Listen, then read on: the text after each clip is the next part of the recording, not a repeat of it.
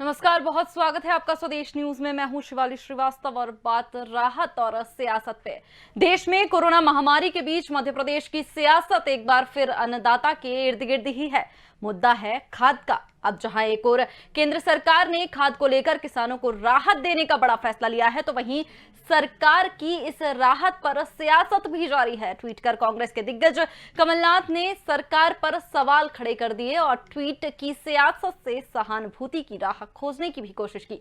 तो वहीं सीएम शिवराज ने केंद्र के फैसले की तारीफ भी की। दरअसल कोरोना काल में देश के किसानों के लिए केंद्र सरकार ने बड़ा फैसला लिया है, बेहद ऐतिहासिक फैसला जिसे कहा जा रहा है। मोदी सरकार ने डाई अमोनिया फास्फेट यानी डीएपी पर किसानों को मिलने वाली सब्सिडी में दुगने से अधिक का इजाफा भी कर दिया है। अब उन्हें 500 रुपए प्रति बैग की जगह 1200 रुपए प्रति बैग सब्सिडी दी जाएगी। प्रधानमंत्री नरेंद्र मोदी की अध्यक्षता में हुई एक बैठक में यह फैसला लिया गया, लेकिन एक बार फिर अब किसान मुद्दे पर सियासत जाग गई। ऐसे में सवाल यही कि कोरोना काल में चाहे केंद्र सरकार हो या राज्य सरकारें या फिर विपक्ष, अन्नदाता को ज्यादा से ज्यादा राहत दे सके। लक्ष्य तो यही होना चाहिए, लेकिन इस सब पर सियासत तेज होती अब नजर आ रही है।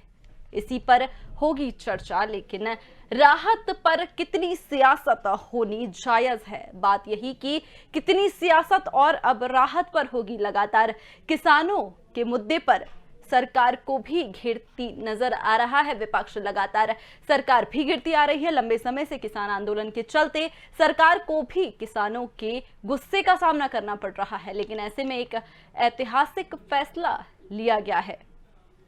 ऐसे में केंद्र सरकार ने ये ऐतिहासिक फैसला लिया है, जिस पर विपक्ष लगातार फिर से हमलावर है।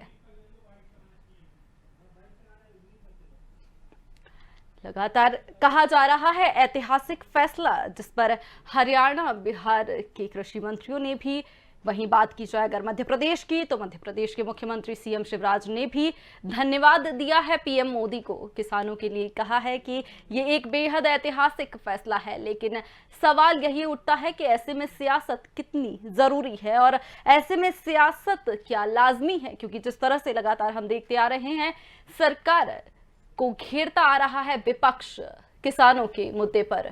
एक तरफ किसान आंदोलन, दूसरी तरफ कोरोना महामारी। ऐसे में किसानों को, अन्नदाता को राहत जो दी गई है उस पर सियासत आखिर क्यों? क्या जरूरत है इस सियासत की? फिर से अन्नदाता के इर्द गिर्द ही सियासत घूम रही है। मुद्दा खाद का है। खाद पर जिस तरह से अब सब्सिडी बढ़ाई है केंद्र सरकार ने, उस पर अब विपक्ष फिर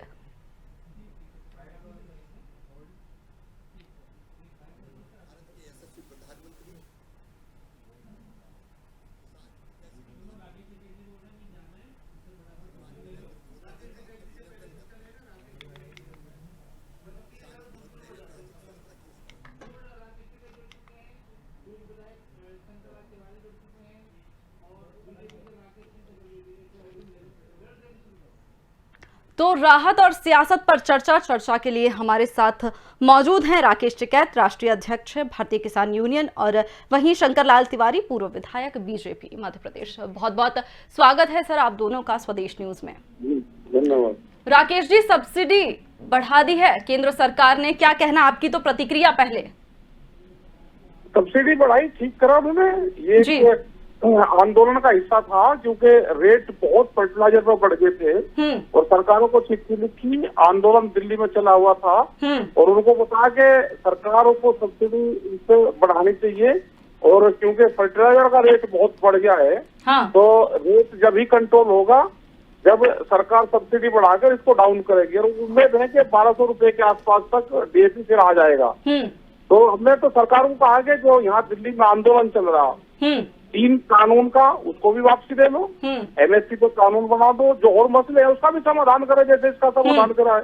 ठीक है, धीरे धीरे और मसलों का भी समाधान होगा, लेकिन अब आप ये बताएं कि किसान खुश हैं क्या? अन्नदाताओं का गुस्सा अब थोड़ा कम हुआ है इस फैसले के बाद?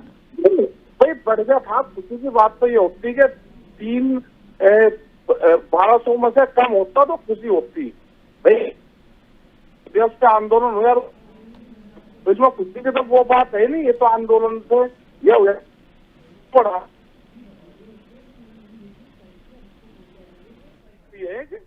पे गुस्सा था तो एक नॉर्मल स्थिति है। खुशी जब होती है जब जो मौजूदा हालात हो उससे कम पे राहत मिलती है। लेकिन ठीक है, जो उन्होंने करा ठीक कराओ। ठीक है, मतलब आप कह रहे हैं कि कुछ नहीं से कुछ तो सही अच्छा किया उन्होंने, मतलब आप मान रहे हैं ना कि केंद्र सरकार ने अच्छा कदम उठाया है। अच्छा कदम नहीं, बढ़ा दिया था, वो गुस्सा था वो कम कर दिया तो बराबर हो गया। ना खुशी है ना गम है, वो अच्छा। चीज बढ़ा के कम कर दी, उसमें ना खुशी की बात है ना गम की बात है। ठीक है, गलती होगी, गलती का सुधार कर लिया।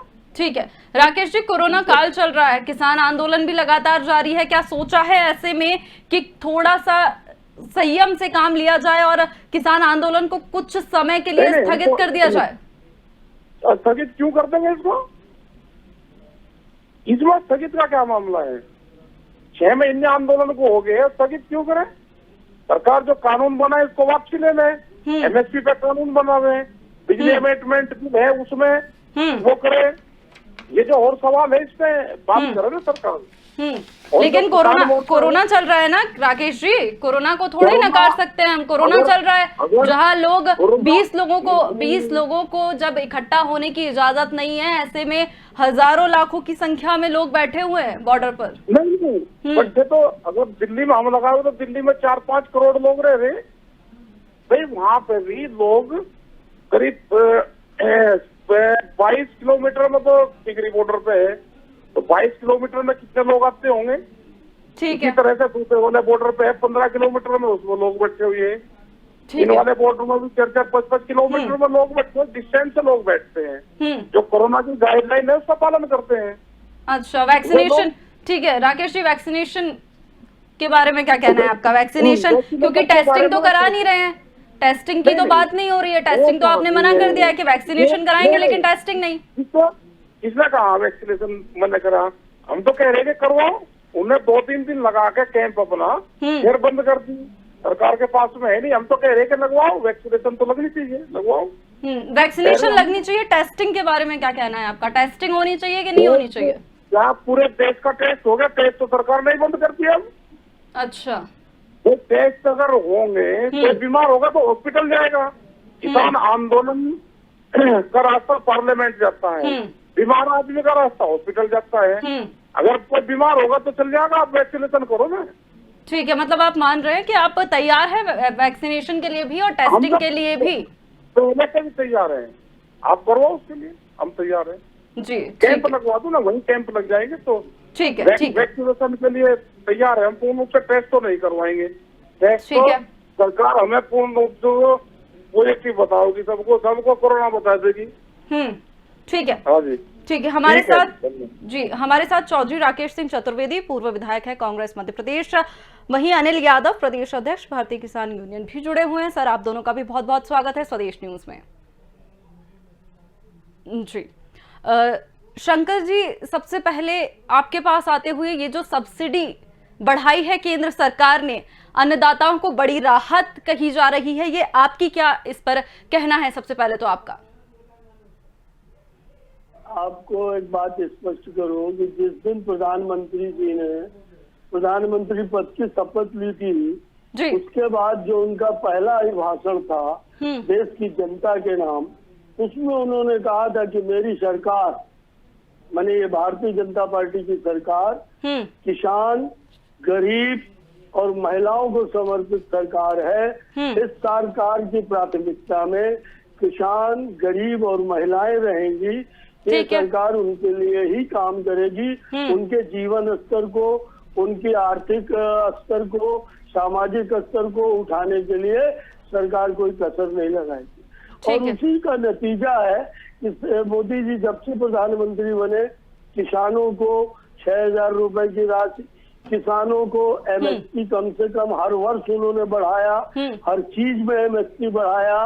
कई जिन्स ऐसी थी जो पहले सरकार एमएसपी के अंतर्गत नहीं मानती थी, उन जिन्सों को भी तोड़ने का काम किया। और इतने ही नहीं, महिलाओं के लिए भी उन्होंने काम किए और साथ ही साथ गरीबों के लिए भी आयुष्मान योजना जैसी तमाम योजनाएं, और उनको अनाज, उनको मकान बनाने का काम, गैस देने का काम। आज विषय है किसान, इसलिए उधर में ज्यादा नहीं जाऊंगा। मैं आपसे यही कहूंगा कि माननीय प्रधानमंत्री जी ने इसे विरोधी दल के भी कई मुख्यमंत्रियों ने माना है कि उचित है, और अभी टिकैत जी ने पहले तो मान लिया। मैं उनको बहुत बड़े नेता हैं, मैं उनकी बात का खंडन मंडन करने नहीं, अपनी बात कहने के लिए बैठा हूँ जी। उन्होंने पहले तो कहा कि नहीं बहुत अच्छा किया है, और फिर बाद में घुमा फिरा के उन्होंने कह दिया, जब आपने कहा कि कोई खुशी कोई गम, तो वही फिल्म का टाइटल जैसा बोल दिया उन्होंने कि न कोई खुशी न कोई गम। वस्तु स्थिति है कि विदेशों में खाद के मूल्य बढ़े, ठीक है, आज भी खाद के मामले में विदेशों पर निर्भर है, और उसके कारण 500 की बोरी 1200 की हो गई थी। जेवढे दुगने दाम देश के अंदर किसानों को देने पड़ते, और सच में ये देश के किसानों के लिए बड़ी परेशानी की बात थी, और उस कारण से सरकार ने सब्सिडी बढ़ाई। और इसलिए ये देखना चाहिए अपन सबको कि किसान जो खाद 1200 में खरीदता, उसको पिछले वर्ष के जो रेट थे, पहले जिस दाम पे वो खरीदता था उसी दाम पे खरीदना पड़े, इसका प्रधानमंत्री नरेंद्र मोदी जी ने व्यवस्था की है। और खजाने से उन्होंने सब्सिडी बढ़ाने का काम किया है। मैं आपसे एक बात और कह के कि वैक्सीन के मामले में मैं आदरणीय टिकैत जी को धन्यवाद करूंगा, और कि उन्होंने अभी अच्छी बात कही कि वैक्सीन लगना चाहिए, और यदि हो सके तो कैंप लग जाए, और वहीं जहाँ ये बैठे हैं मेरे बंधु वहीं वैक्सीन लग जाए, ये उन्होंने एक बड़ी अच्छी बात कही है। पर मैं आपको एक बात और बता दूं कि कोई कहे या न कहे, पर अब वैक्सीन के लिए अपने आप देश के कोटि कोटि जनता में, करोड़ों करोड़ जनता में आप सबके प्रयासों से, और कोरोना को जो घातक स्वरूप देखने को मिला उसके कारण भारी जागरूकता है। नौजवान लगे हैं लाइनों में, 45 प्लस के भी ठीक है हमारे साथ जी। सरकार एक से आधा सेकंड सरकार टीकों की व्यवस्था कर रही है, पर एक बात समझ लीजिए, अब कांग्रेस के मित्र भी वैक्सीन लगवा रहे हैं, जो शुरू में नखरे बता रहे थे। अब अखिलेश यादव समाजवादी पार्टी के भी लगवा रहे हैं। किसान, मजदूर, व्यापारी, विद्यार्थी, हर व्यक्ति वैक्सीन की तरफ। ठीक है शंकर जी, हमारे साथ राकेश जी भी जुड़े हुए हैं। ठीक है, किसी के फतवे की जरूरत अब नहीं है जी, सब मिलकर सहयोग करें, वैक्सीन लगनी चाहिए। ठीक है, हमारे साथ राकेश जी भी जुड़े हुए हैं। राकेश जी, अब क्या कहना है? लगातार कांग्रेस की तरफ से भी मांग की जा रही थी कि या तो सब्सिडी बढ़ाई जाए, दाम कम किए जाएं, हो गया। अब कांग्रेस खुश है इस फैसले से? 6 वर्षों में रासायनिक खादों के दामों में बहुत तेजी से बढ़ोतरी, और इस बार तो जो बढ़ोतरी हुई वो तो चौंका देने वाली थी कि आपने सीधे 1200 रुपए से 1900 रुपए डीएपी कर दी।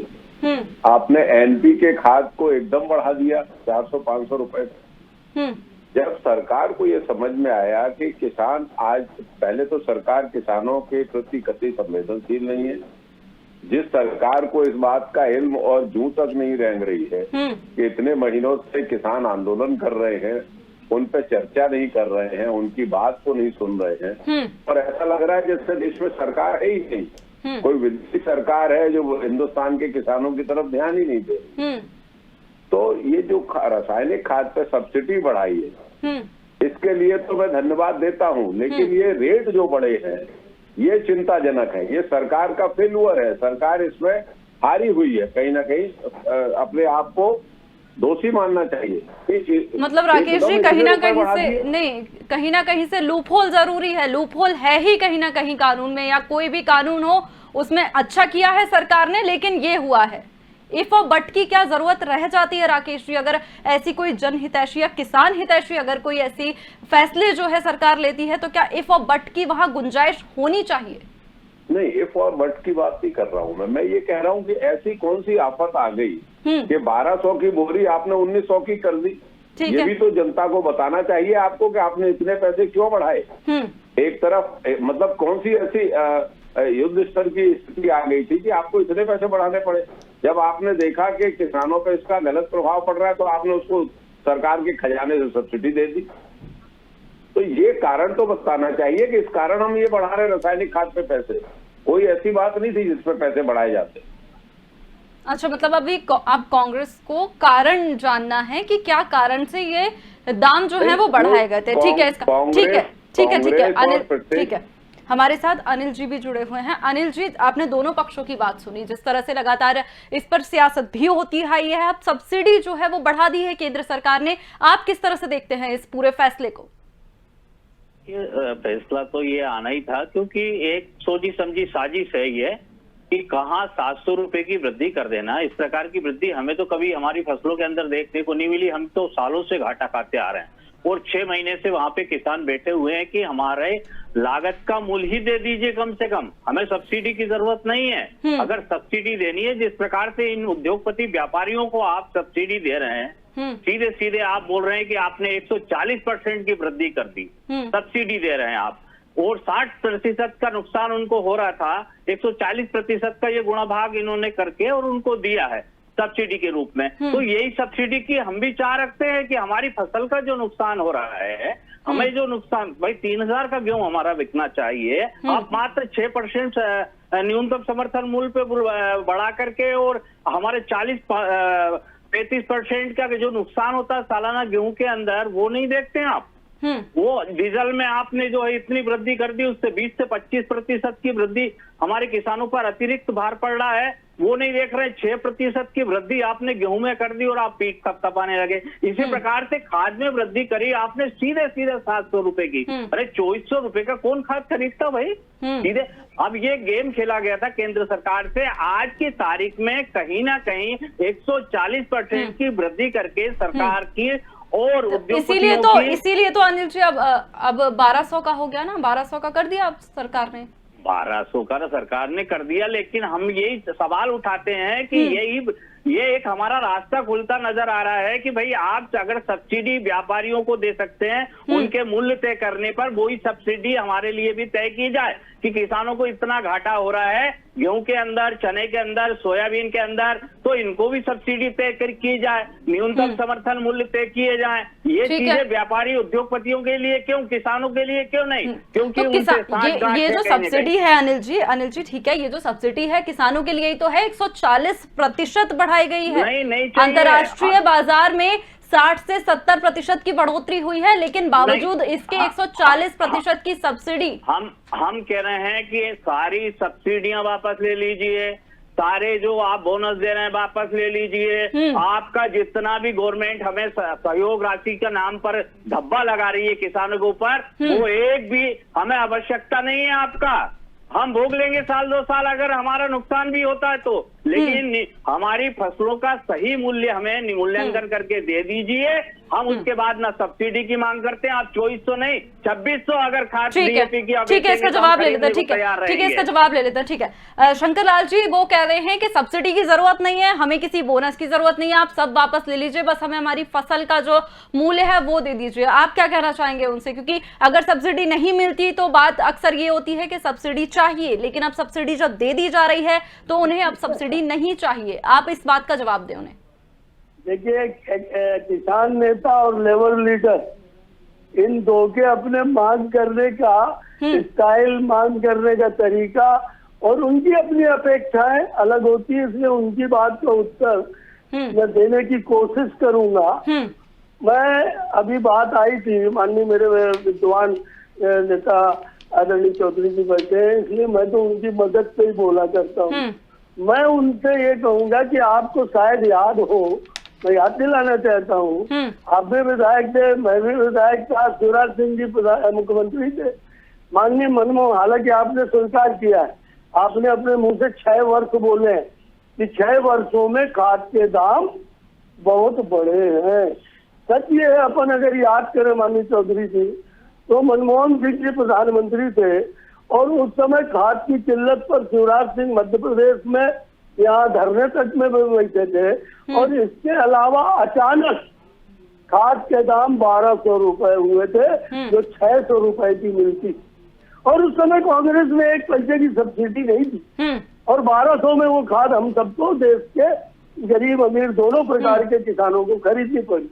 ठीक है। आज अंतरराष्ट्रीय बाजार में आपने अभी स्वयं बताया कि 70% दाम बढ़े हैं और नतीजतन क्योंकि आज भी हम विदेशों पर निर्भर करते हैं खाद की मात्रा में बहुत अधिक, और इसलिए उसका देश में असर पड़ना स्वाभाविक था। पर बिना किसी आंदोलन, बिना किसी मांग कि जैसे ही मैंने कहा कि मोदी जी ने पहले ही भाषण में शपथ लेने की प्रधानमंत्री के बाद कहा था ये किसानों, गरीबों और महिलाओं को समर्पित करता है, अंतर्राष्ट्रीय बाजार में दाम बढ़े और उन्होंने तुरंत 70% जो बढ़ रहा था इसमें 140% की सब्सिडी दी है। ये आपने ठीक कहा था, इफ, बट, किंतु, परंतु, और इनका कोई मतलब नहीं है, नगद का धंधा है कि अंतर्राष्ट्रीय बाजार में दाम बढ़े। आपके टाइम में भी मनमोहन सिंह जी के भी खाद के दाम दुगने हुए थे, पर उस समय 1 रुपए की भी छूट नहीं मिली थी। अगर मैं गलत हूँ तो मुझे बताइएगा। ठीक है शंकरलाल जी, ठीक है प्रधानमंत्री जी ने तुरंत वही 12 जो बोरी 1200 की थी 1200 में ही खरीदो। और इसलिए आपने एक बात तो ठीक कही थी कि 6 वर्षों में खाद के दाम बढ़े, और 6 वर्षों में जो बढ़े वो प्रधानमंत्री मनमोहन सिंह जी के कार्यकाल में रेट लिस्ट निकाल लीजिए तो शायद स्पष्ट हो जाएगा कि उस समय दाम कितने बढ़े। और आज जो अंतर्राष्ट्रीय भाव के कारण बढ़ाने पड़ रहे थे देश के अंदर, उसे हफ्ता भर भी नहीं लगा और उसमें सब्सिडी बढ़ा करके किसानों को पिछले भावों में खाद देने की बात सरकार ने कर दी है। एमएसपी बार बार प्रधानमंत्री जी ने बढ़ाई। एमएसपी पे किसान नेताओं की लड़ाई होनी चाहिए, उनको अपना हक रखना चाहिए, उनको अपनी बात करनी चाहिए, पर सरकार अकेले प्रधानमंत्री एमएसपी बढ़ाते नहीं।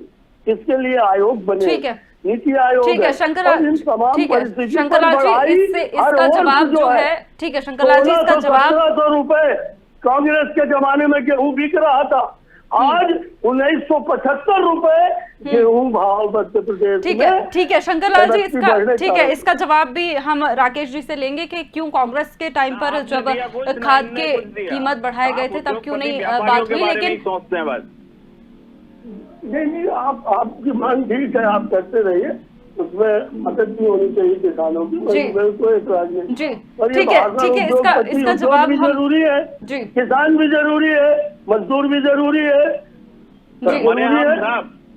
मरे किसान बाकी उद्योगपतियों को सब्सिडी दे, उन्हें कोई नुकसान नहीं होना चाहिए। अंतर्राष्ट्रीय मार्केट में अगर 2 रुपए बढ़े तो उनको फायदा जरूर हो, लेकिन किसानों का अगर घाटा हो रहा है, आत्महत्या कर रहा है, वो अगर बारिश का मार झेल रहा है, सूखे की मार झेल रहा है, झेलता रहे, बीमा कंपनियां फायदा उठाती रहे, अन्य राशियां जो है सब खाए व्यापारी उद्योगपति, किसान जो है किसान के हाथ में नहीं चलना चाहिए साहब इस देश के अंदर। मैंने आपसे पहले कहा था ना कि मैं भी एक ट्रेड यूनियन का कार्यकर्ता रहा हूँ, किसानों और मजदूरों की लड़ाई लड़ने वाले। तो ध्यान दीजिए, सबको बराबर एक तराजू में तोलिए साहब, एक तराजू में तोलिए, व्यापारी हो या किसान हो, अगर उन्हें नुकसान होता है तो सरकार साथ में खड़ी है।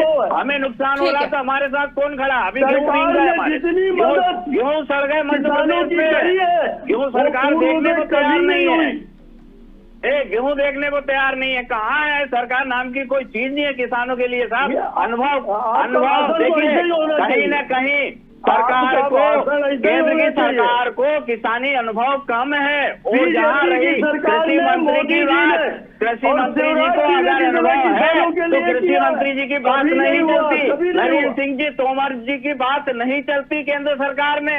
कहीं न कहीं केंद्र सरकार के जो आका बैठे हुए हैं, केंद्र सरकार के आकाओं को कृषि के बारे में जानकारी नहीं है, उन्हें उद्योगपतियों और व्यापारियों के बारे में ज्यादा जानकारी है, उन्हें सब्सिडी व्यापारी उद्योगपतियों को देनी है, किसानों के बारे में उन्हें अभी स्थिति नहीं मालूम है, किसानों के बीच वो रहे नहीं है, खेती उन्होंने देखी नहीं है। अगर वो खेती देखते, अगर वो व्यापार नहीं देखते, खेती देखते, किसानों के साथ रहते तो वो किसानों की बात करते, किसानों को सब्सिडी देते। अरे कहाँ है, उनको नुकसान नहीं होना चाहिए। अरे हम चौराहे पे आते, सब्सिडी नहीं, हम चौराहे पे आते, बीएसपी को। ठीक है आप दोनों से मेरा निवेदन है, एक एक करके बोलिए। अगर आप दोनों एक साथ बोलेंगे तो किसी की भी बात समझ नहीं आएगी। 2024 का चुनाव आ रहा है, उत्तर प्रदेश का चुनाव आ रहा है, आपको थोड़ी बहुत सहानुभूति चाहिए, और आपको चाहिए सहानुभूति तो वो 6 महीने से जो किसान दिल्ली पर बॉर्डर पर बैठे हैं उन्हें उठा लीजिए, अन्यथा उत्तर प्रदेश का चुनाव आपको देखने को मिलेगा। ठीक है, ठीक है अनिल जी, इस बात पे जरूर शंकर जी का जवाब ले लेते हैं हम। जिस तरह से आपने बोला है कि किसानों को साधने की कोशिश, शंकर जी मेरा सवाल सुन लीजिए। जिस तरह से अनिल जी ने भी ये चीज बोली है कि किसानों को साधने की कोशिश कर रही है अब सरकार, नाराजगी तो झेलनी पड़ ही रही है। किसान आंदोलन में भी हमने देखा, उत्तर प्रदेश पंचायत चुनाव में भी हम देख चुके हैं, सेमीफाइनल था लेकिन निकल गई हाथ से बाजी। तो क्या अब साधने की कोशिश है? चुनाव स्थानीय स्तर के मामलों में होते हैं, स्थानीय व्यक्तित्व के आधार पर होते हैं। और पर एक बात मैं आपसे कहूँ कि किसानों के मामले में ठीक है, प्रधानमंत्री जी ने और प्रदेश के मुख्यमंत्री जी ने जो किया है वो कभी नहीं किया। ठीक है, रही अपनी मांग करने के बाद ट्रेड यूनियन लीडर का भाषण ऐसे होना चाहिए, हवा हवाई बम बम, पता नहीं इनसे पूछिए। ठीक है शंकर जी, हमारे पास समय की कमी है। मुझे क्या राकेश जी से भी, राकेश जी का भी मुझे लास्ट कमेंट लेना है। राकेश जी, मेरा आपसे सीधा सवाल, क्या आप इस फैसले का स्वागत करते हैं? केंद्र सरकार ने जो फैसला लिया है उसका आप स्वागत करते हैं? निर्णय हुआ है उसमें भी आप, राकेश जी, अब तक मेरी आवाज आ रही है?